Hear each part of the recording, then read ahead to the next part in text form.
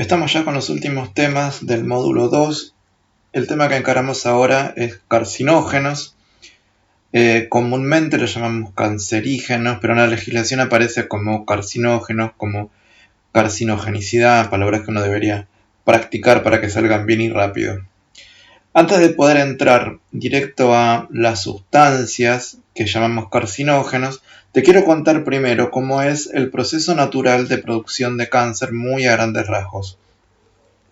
Primero vamos a entender muy básicamente cómo funciona una célula en compartimentos. Vamos a distinguir en principio tres compartimentos. Uno es la membrana celular, que si bien uno pensaría que es solamente un límite y nada más, resulta que es una estructura bastante compleja. Ahora te voy a contar un poco más. Además de la membrana celular, tenemos un compartimento enorme que se llama citoplasma y uno más pequeño que se llama núcleo. Cada uno de estos tres tienen composiciones de moléculas propias y funciones propias.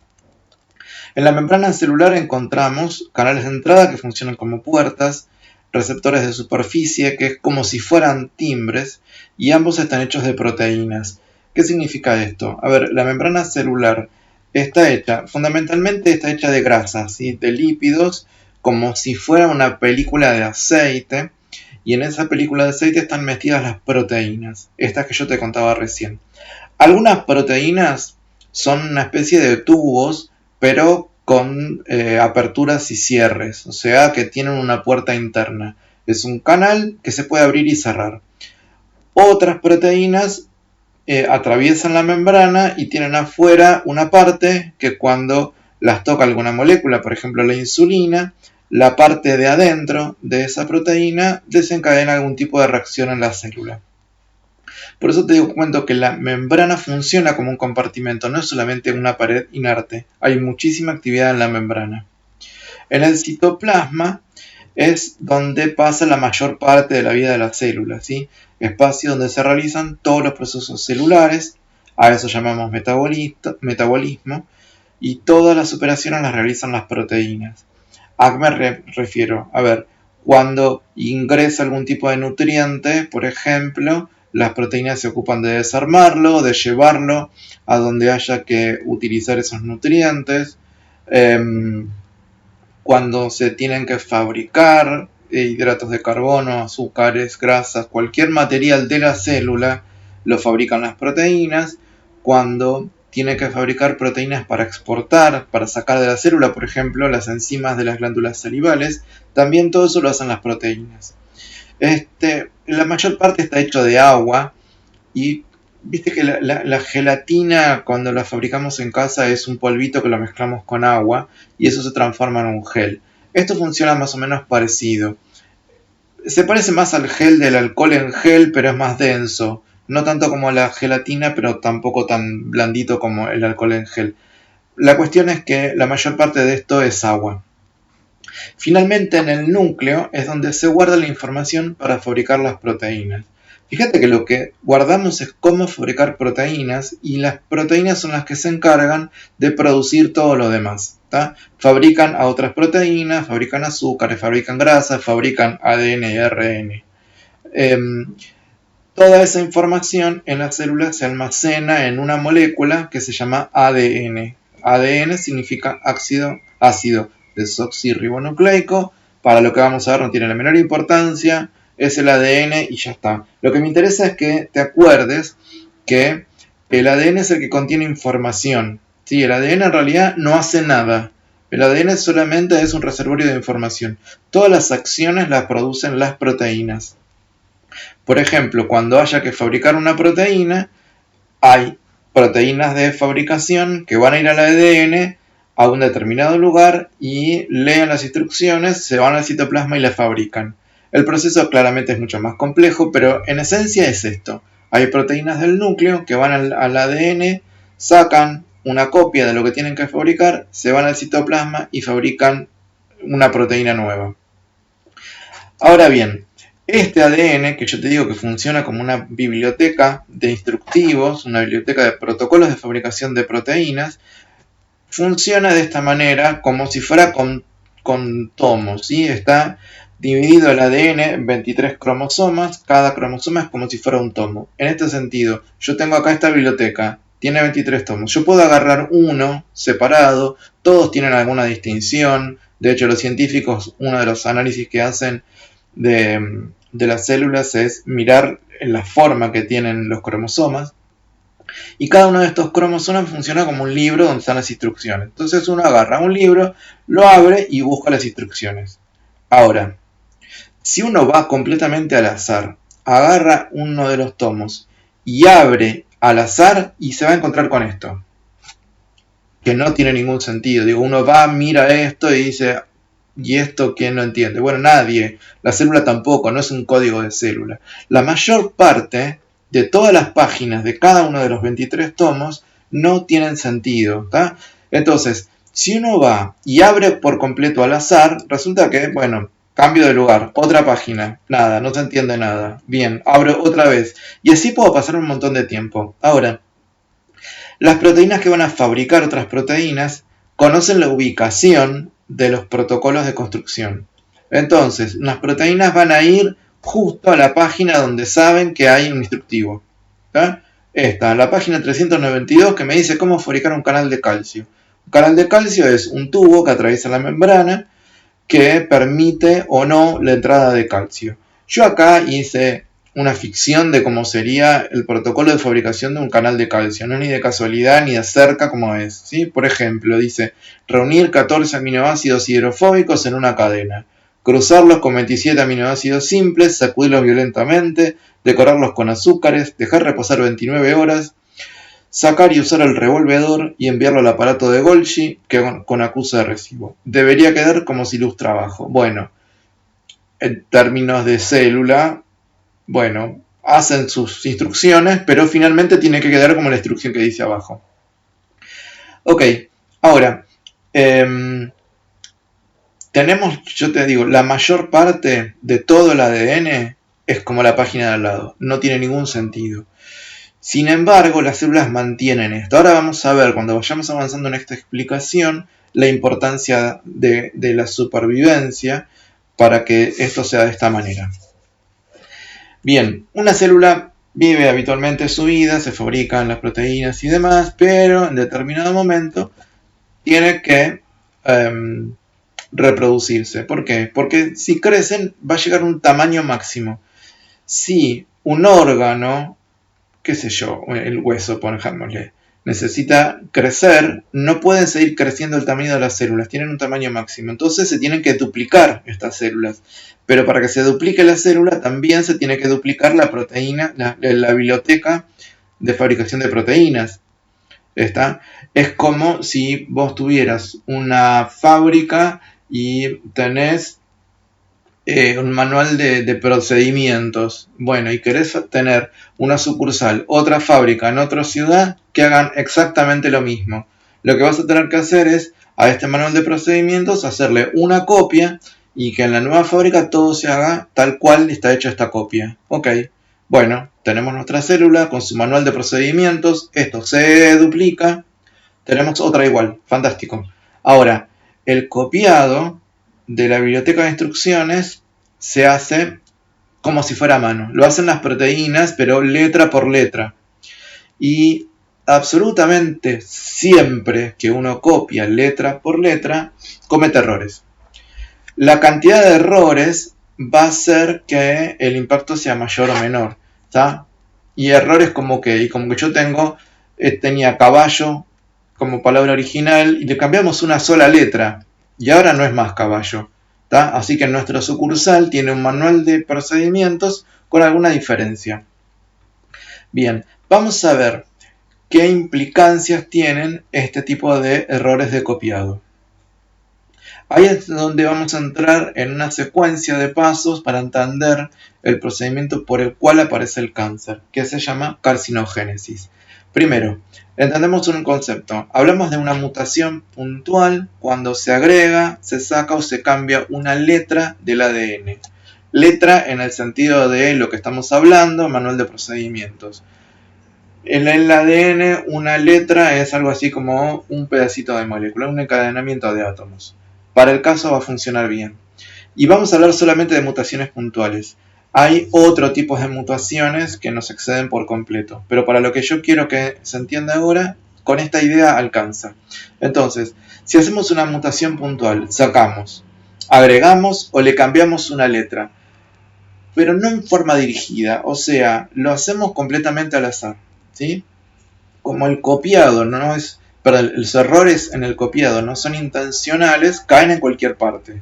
Y ahora, vamos a ver qué consecuencias tiene esto. Primero, lo más probable es que el error de copiado caiga en una zona que no tiene sentido. ¿Por qué? Porque estas páginas son las que más abundan. Está, no sé el porcentaje, pero qué sé yo, pongámosle que el 70-80% del ADN es así. Es esto que no tiene ningún sentido. Entonces, si el error de copiado cae en esta zona, fíjate qué pasa. Agarramos cualquier letra y la cambiamos por cualquier otra. Está, listo. A la célula no le cambió absolutamente nada. De una zona que no tenía sentido pasamos a otra zona que tampoco tiene sentido. Bueno, no hay ningún problema. Si es así, podemos cometer todos los errores que querramos. A este tipo de cambios se lo llama mutación silenciosa. La célula ni se entera, no le cambia absolutamente nada. Ahora, esto es lo más probable. Lo que sigue en probabilidad va a ser que caiga en una zona que sí tiene sentido. Entonces, agarramos nuestro protocolo de producción de canales de calcio. Y resulta que entre todas las letras cambiamos una cualquiera y resulta que en vez de sea que sacar y usar el revolvedor, ahora la R cambió por una M y es sacar y usar el mevolvedor, que no tiene ningún sentido.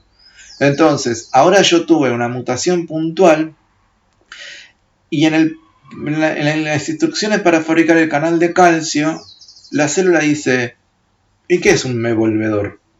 Y se queda ahí. Conclusión, no puede fabricar el canal de calcio y resulta que los canales de calcio son absolutamente vitales. Sin calcio dentro de la célula se muere. Y este punto es fundamental porque este tipo de mutaciones, que es una mutación en una instrucción que hace que él no funcione más, termina matando a la célula. Y si hablamos de probabilidades, primero era que cayera en un lugar sin sentido. Ahora, si cae en un lugar con sentido y yo estoy tirando cambios de letras al azar, lo más probable es que hagamos algún tipo de cambios de estos, donde la célula dice, esta instrucción no me sirve más para nada, no sé cómo fabricar un canal de calcio, la célula se murió. Y ahora, en lo anterior, la mutación silenciosa, la célula no se entera porque no le pasó nada. En esta, la célula se muere.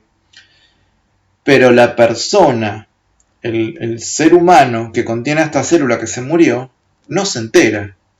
Para la persona que tuvo esta mutación, no hubo nada. Digo, cualquiera de nosotros en este momento seguro que tenemos células que les están pasando esto. ¿Está? Y jamás nos vamos a enterar porque la célula se murió. ¿Qué me hace a mí una célula menos? Nada. Bien. Sigamos con las ideas. A ver, dejamos esto. Recuperamos nuestra instrucción original. La siguiente posibilidad sería que hubiera, por ejemplo, una duplicación. Entonces, la proteína que estaba copiando, qué sé yo, se distrajo y copió 2 veces la misma instrucción. Entonces ahora tenemos un canal de calcio que está decorado con azúcar 2 veces. Probablemente no sea mortal, probablemente no le haga nada, pero va a tener un canal de calcio diferente de los canales de calcio de otras células. Esta célula va a tener un canal de calcio con una decoración diferente. Y no le cambia nada y sigue siendo funcional y entonces entramos en lo que llamamos una mutación polimórfica. Al mismo canal de calcio le cae una variación. La célula dice, bueno, soy diferente. La persona que tiene esta célula diferente no se entera. ¿Sí? Lo siguiente probable sigue siendo un efecto que para la persona no significa nada. Bien, recuperamos nuestra instrucción original. Vamos a ver cuál es lo siguiente en probabilidad, que cada vez es menos probable esto. Lo siguiente es que la mutación sea viable y que sí produzca un efecto. Por ejemplo, en vez de que sean 29 horas, le cambió a 20 horas. Porque se le chispoteó. No sé, estaba por escribir 29 y en vez del 9 le puso un 20. Ahora resulta que tenemos una fabricación de un canal de calcio con una pequeña variación. Y eso podría llegar a ser beneficioso, ¿sí? En este caso, o no le hace nada, como vimos antes en la polimórfica, o podría llegar a ser beneficioso. Ahora, si es beneficioso, la célula funciona mejor, esa célula se va a reproducir más que las demás, y puede ser que a la persona esto le traiga algún tipo de beneficio, y si esto a la larga se propaga y la persona funciona mejor y tiene beneficios a nivel de su fisiología, tal vez tenga una descendencia que esto lo recupere y se mantenga, y esto a la larga produce la evolución. Estamos haciendo un recorte del procedimiento, pero esta es la idea básica de la evolución. Hay cambios completamente al azar y de vez en cuando son buenos. Y si son suficientemente buenos para que la descendencia de esta persona los mantenga y le dé una ventaja con respecto a los demás, y entonces tenemos un cambio evolutivo. Desde ya te digo que en las personas, en los seres humanos, esto está totalmente bloqueado, porque no hay ventajas en este sentido. Hay ventajas en otros sentidos más culturales, no me voy a meter con eso. Pero se ve sobre todo, por ejemplo, en animales más simples y sobre todo en virus y bacterias. ¿Sí? En bacterias, por ejemplo, la mutación letal es terrible. Porque yo te estoy contando, en un ser humano se te muere una célula y la persona no se entera, pero en la célula, o sea, en una bacteria, que es una sola célula, se muere esa célula y chau, se murió el individuo. Y entonces, las bacterias como que son más flexibles y admiten más cambios, y eso le trae la ventaja de que cada tanto le trae una ventaja a la bacteria. Por ejemplo, ser más resistente a un antibiótico. A nosotros no nos gustan, claramente, pero las bacterias, ser resistente a un antibiótico es una mutación beneficiosa y eso le da ventaja sobre las demás. El antibiótico mata a todas las que son sensibles al antibiótico y la que es resistente sobrevive y tiene una evolución, un cambio en la población. Esto es el sentido de evolución. Ahora, volvemos a nuestro protocolo anterior. ¿Qué pasa si la mutación le cambia, que en vez de ser un revolvedor, lo que tiene que usar, se olvidó un par de letras y ahora lo que pide es poner un revólver? Chan.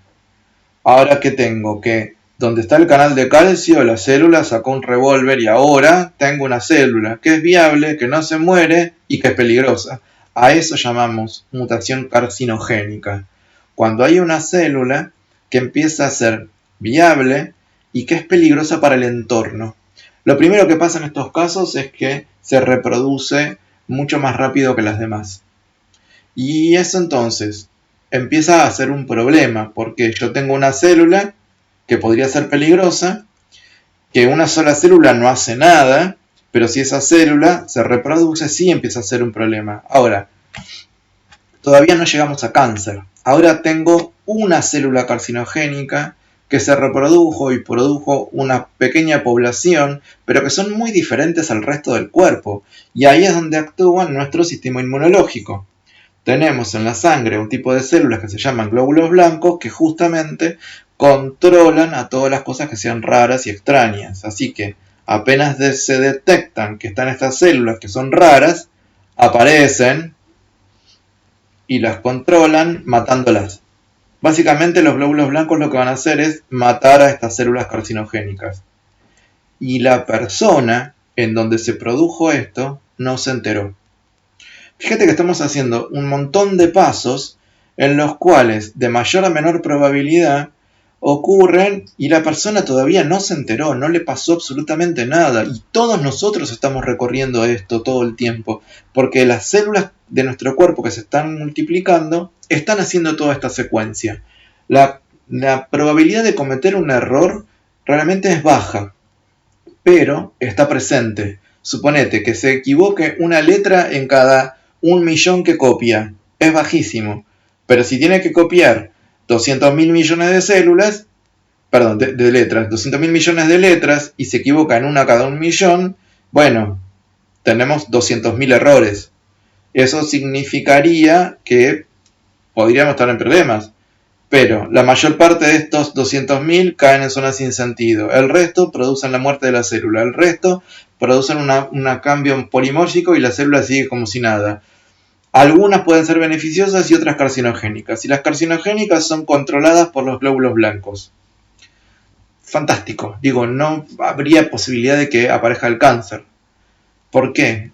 Pero por en algún momento aparece el cáncer. Bueno, va a aparecer cuando una célula pasa por todo esto y cae en el caso de menor probabilidad y además saca el revólver, pero no es tan diferente de las células del cuerpo. Y entonces vamos a tener unas pocas células que sacaron un revólver que son diferentes pero no tanto. Y entonces los glóbulos blancos pasan de largo. Dicen, estas no me llaman la atención, son parecidas a nosotros, nos vamos. Y cuando se van, los blancos pasaron de largo, es donde estas empiezan a reproducir y recién ahí es donde podemos llegar a hablar de cáncer. Fíjate que la probabilidad de tener cáncer es ínfima. Si pensás en que cerca tuyo o conocidos tuyos desarrollaron cáncer y cada vez hay más gente con cáncer, bueno, a ver, si uno lo compara con la población total, los casos de cáncer son bajos. Pero ahora estamos hablando de la aparición de carcinogénesis por medios normales y naturales y fisiológicos. Ahora vamos a ver qué pasa con los aumentos en la cantidad de cáncer a lo largo del tiempo. Pero yo quiero que entiendas esto. La aparición de cáncer es como si fuera un efecto secundario de la evolución. Para que ocurriera la mutación beneficiosa, el punto C, se abre la posibilidad a que ocurra la mutación carcinogénica. ¿Cómo podríamos evitar esto? Bueno, la única posibilidad de evitarlo es que no haya absolutamente ningún error de copiado. Que la copia sea absolutamente perfecta. Y entonces en todo el planeta Tierra habría solamente bacterias. No habría evolución. Las bacterias fueron los primeros seres vivos que aparecieron. Es más, habría un solo tipo de bacterias si el copiado fuera perfecto. Ese único tipo inicial que apareció nunca cometió errores, siempre se reproduce exactamente igual. Así que la aparición de cáncer es como un efecto colateral o secundario a los caminos evolutivos a nivel molecular. Bien, ahora yo te estoy contando esto, que la carcinogénesis es un proceso natural y normal. Cuando hablamos de carcinógenos, ¿de qué estamos hablando entonces? Si la aparición de cáncer es algo normal. Bueno, hablamos de agentes que aumentan el riesgo de desarrollar cáncer. Vamos a hablar de tres tipos de agentes. Hay agentes biológicos, agentes físicos y agentes químicos. Los tres tienen mecanismos diferentes. Los agentes biológicos pueden producir por sí mismos la aparición de cáncer, ¿sí? O sea, independientemente del mecanismo que yo te acabo de explicar. Los agentes físicos, tanto los agentes físicos como los agentes químicos, lo que van a producir es un aumento en el número de errores de copiado del ADN. Los agentes físicos básicamente nos referimos a las radiaciones ionizantes y algunas no ionizantes. Por ejemplo, la radiación ultravioleta, los rayos ultravioletas son carcinogénicos. Lo que hacen es producir estos errores en las letras del ADN, a veces cuando se multiplican, a veces no. Tienen un mecanismo diferente. Los agentes químicos, que es lo que nos vamos a enfocar ahora, lo que hacen es, como si fuera distraer a las proteínas que están haciendo el copiado. Se meten entre medio de las letras del ADN y entonces cuando la proteína que está copiando el ADN para hacer otro igual, se confunde porque tiene una interferencia ahí y entonces aumenta la cantidad de errores que pudiera haber cometido. Y entonces pasamos, pongámosle, en vez de un error cada 1.000.000 de letras copiadas, un error cada 500.000. Un error cada 1.000. Bien, cuanto mayor sea la posibilidad de error, mayor es el potencial carcinogénico de un agente químico. ¿Está?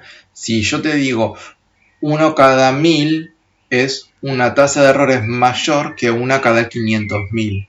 Porque estoy diciendo, Es un error si copié 1000 letras o es un error si copié 500.000 letras. O sea, fueron 499.999 letras correctas.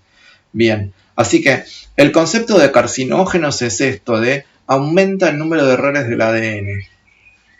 Pero, si el cáncer puede aparecer naturalmente, ¿cómo estar seguro si una sustancia es carcinogénica o no? Porque yo tendría que saber de antemano que esa persona no iba a desarrollar cáncer si no está expuesta a la sustancia química. Bien, nos van a aparecer situaciones que muchas veces son difíciles de resolver. Ejemplo, ¿conoces la sacarina? Bueno, esto es un recorte sacado de una noticia.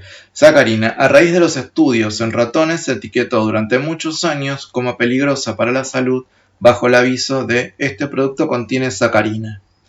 Este mecanismo no era relevante en humanos y no se encontró evidencia que produzca cáncer en humanos. En el año 2000 fue eliminada como carcinogénica en el National Toxicology Program. ¿Qué quiere decir esto? Bueno, que durante un tiempo estaba la sospecha. ¿Por qué? Una cosa que estaba pasando con el estudio de la sacarina. La sacarina en sí es insoluble en agua y uno la usa para endulzar bebidas acuosas. Y entonces, en vez de trabajar con sacarina, la forma de usarla es por medio de una sal. Y la sal se llama sacarinato de sodio. Los estudios se hacían en roedores y resulta que dosis muy altas de sacarinato de sodio producían un cáncer en vejiga en los ratones de experimentación. Por lo tanto, se decía, le estoy dando una dosis alta de sacarinato de sodio y produce cáncer, podría ser que esto fuera peligroso para los humanos y entonces se advierte la presencia de sacarina. Hasta que aparecieron estudios similares en los cuales se les daba alta dosis de sodio a los ratones y también aparecían los tumores de vejiga. Entonces, ¿cómo saber si el tumor de vejiga es por la sacarina, la parte del sacarinato, o por el sodio? Finalmente se llegó a la conclusión que los resultados no eran concluyentes para afirmar que era un carcinógeno. Y no es un concluyente, pero no quiere decir que aseguramos que no es un carcinógeno.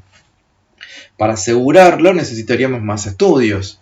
Y los estudios no los hacemos en humanos directamente. Y entonces entramos en esto. Trabajamos con modelos animales para hacer la referencia a qué es lo que le pasaría a un trabajador en su puesto de trabajo. O sea que la información de uno la usamos en función del otro. O sea que estamos diciendo que los resultados en ratones deberían ser válidos para los humanos. ¿Podemos hacer esto?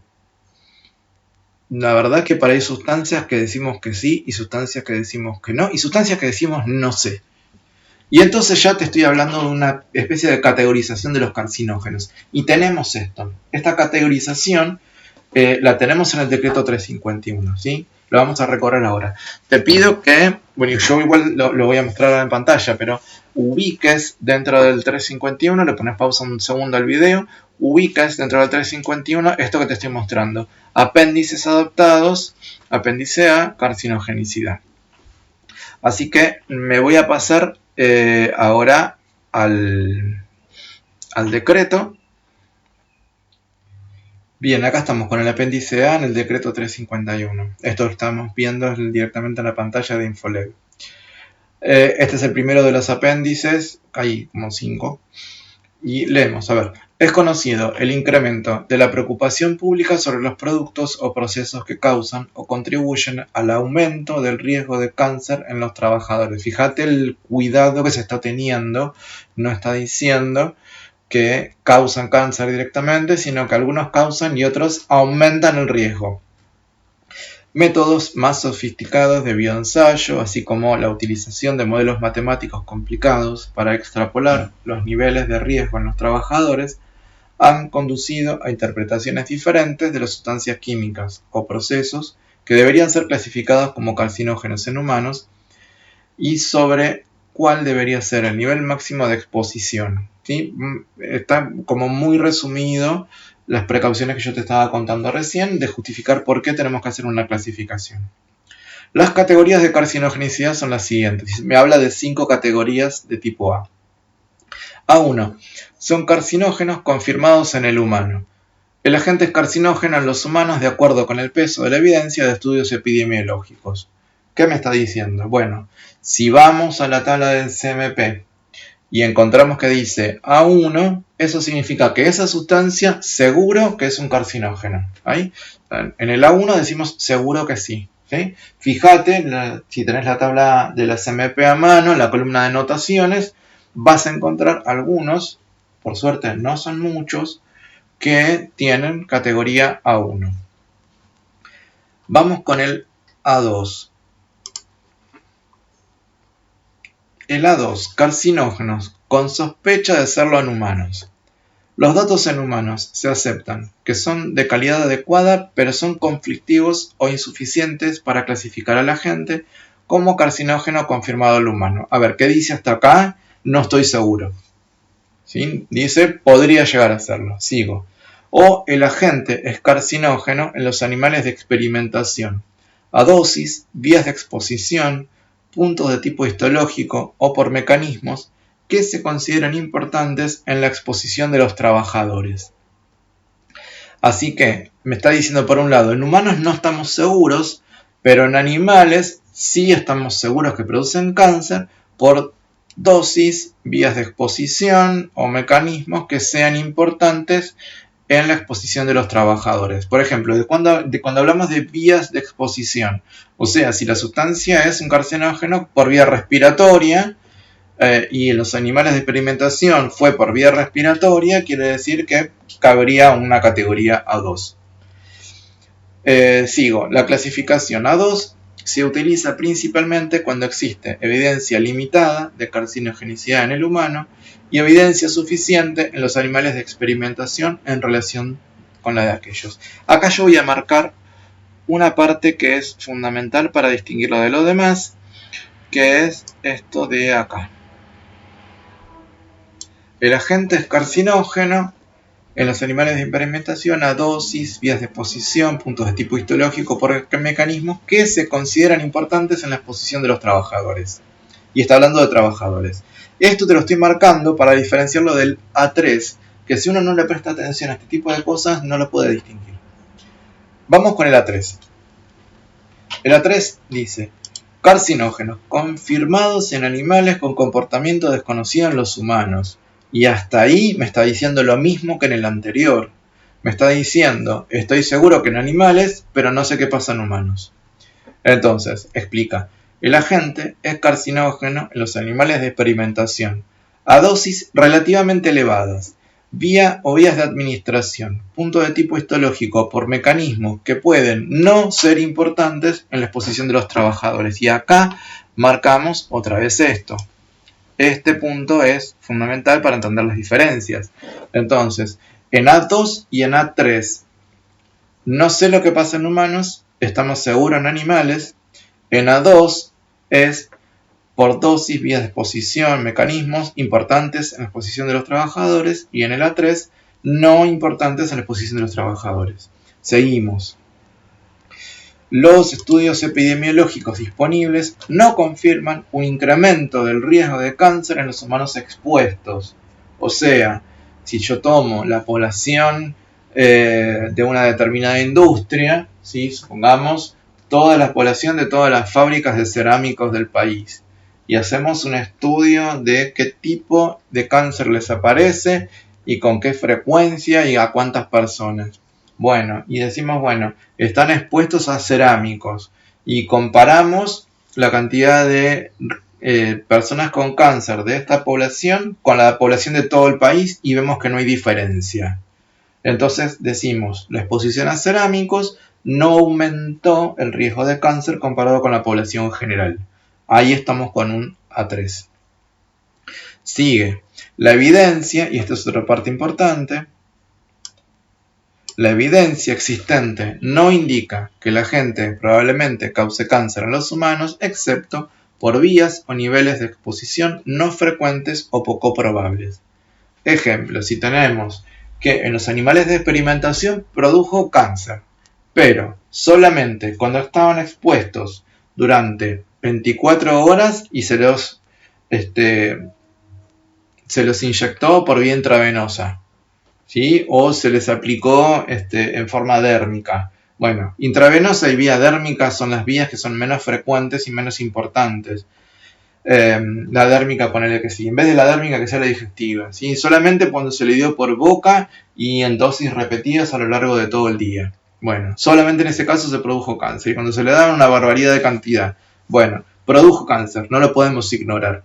No sé lo que pasa en humanos, en animales seguro que sí, pero con dosis muy altas y por vías poco probables. Ahí vamos con una 3. Bien, a 2 y a 3, importante que entiendas la diferencia entre estos dos. Pasamos al A4. El A4, no clasificable como carcinógenos en humanos. Y acá no quiere decir que no es un carcinógeno. Esto suele ser confuso. No clasificables. Vamos a ver la explicación. Agentes que preocupa pueden ser carcinógenos en los humanos, pero no pueden evaluarse de forma concluyente por ausencia de datos. Los estudios in vitro o en animales no indican carcinogenicidad suficiente para clasificar al agente en cualquiera de las otras categorías. No clasificable no quiere decir no carcinógeno. Quiere decir no clasificable. Quiere decir no entra en ninguna otra clase. Eso es un no clasificable. Si yo dijera no es un carcinógeno, lo estoy catalogando. Estoy diciendo no. Y eso es meterlo en una categoría. El A4 es, armamos la categoría de los que no tienen categoría. ¿Sí? Todo aquello que no pudimos confirmar, ni que sí, ni que más o menos, ni que no estoy seguro, ni que lo que sea, viene acá, al A4.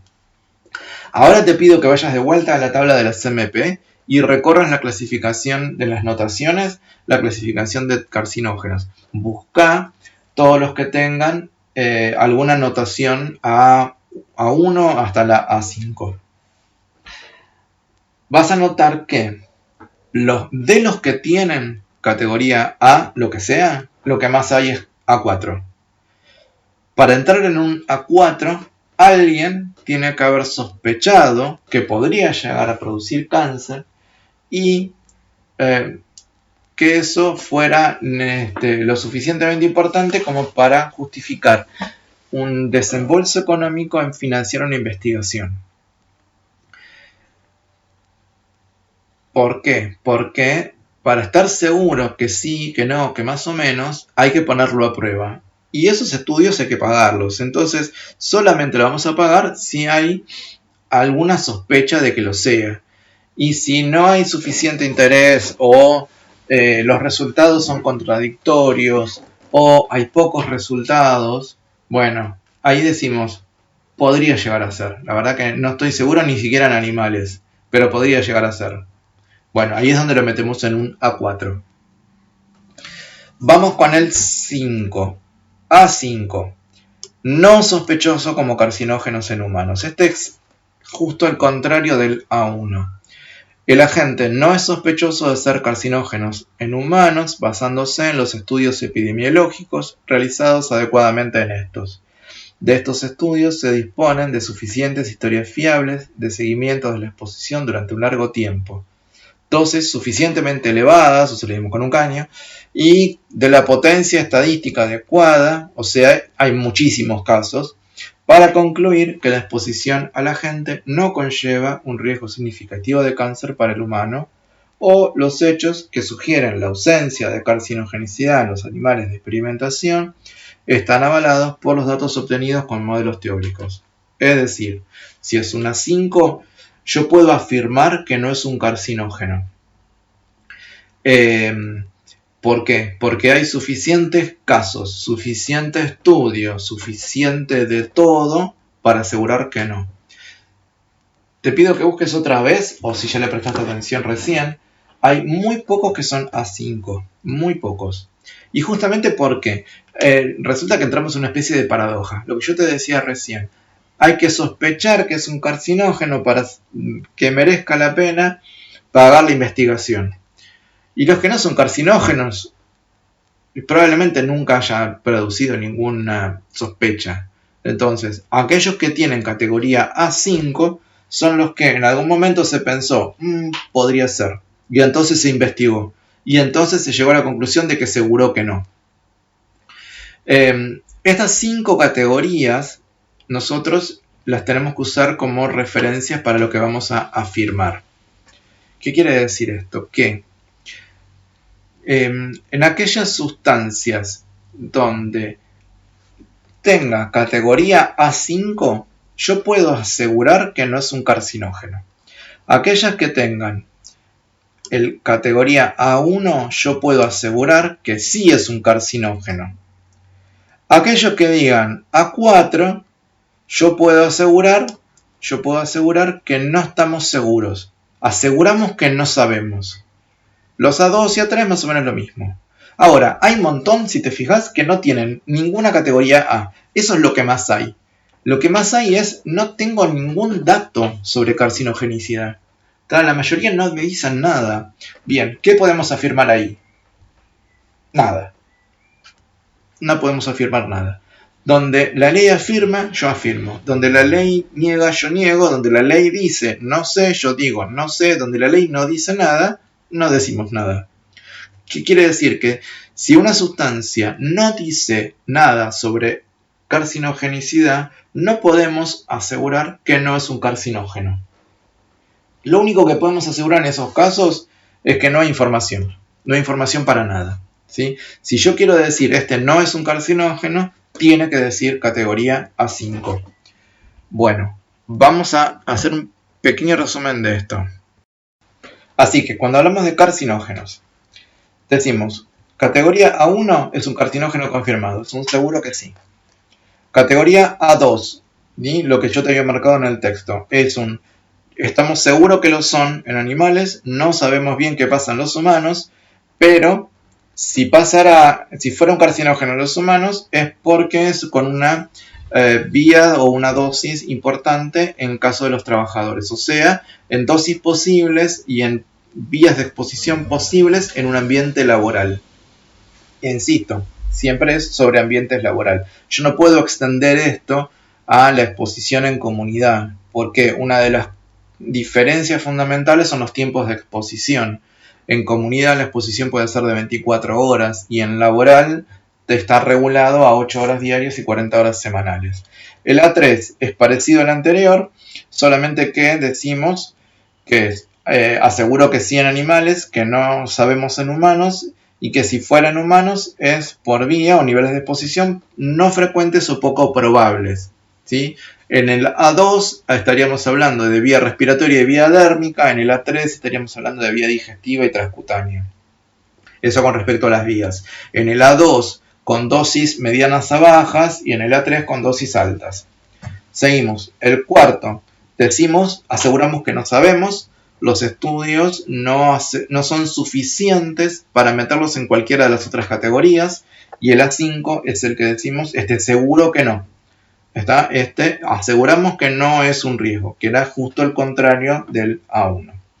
Este resumen es lo más importante que tenés que ubicarte de toda la tipificación de carcinógenos. Toda la introducción anterior que te dije que era muy biológica, muy celular, era para que entendamos por qué las dudas, ¿sí? ¿Por qué se puede producir que una sustancia esté en una categoría o en otro? Y esto es porque el cáncer es un proceso normal. Y ahí vamos con lo que yo te iba a decir antes. Cáncer hubo siempre, porque desde que existe la evolución existe el cáncer. Ahora, en la actualidad, sobre todo en las urbanizaciones grandes, como es el Lamba, toda la parte de Buenos Aires, estamos expuestos a una cantidad enorme de agentes que podrían ser potencialmente un carcinógeno, ¿sí? Y algunos pertenecen al A1. El benceno es un A1 y hay benceno en el agua, ¿sí? La cantidad de benceno en el agua es ínfima y entonces sigue siendo potable. Pero también estamos expuestos a un montón de sustancias de las otras categorías. Y como te decía antes, esto está pensado para ambientes laborales y yo en la ciudad estoy expuesto todo el tiempo. Y eso hace que el número de casos de cáncer vaya aumentando a lo largo de la historia, porque lo que estamos haciendo es favorecer el número de errores posibles.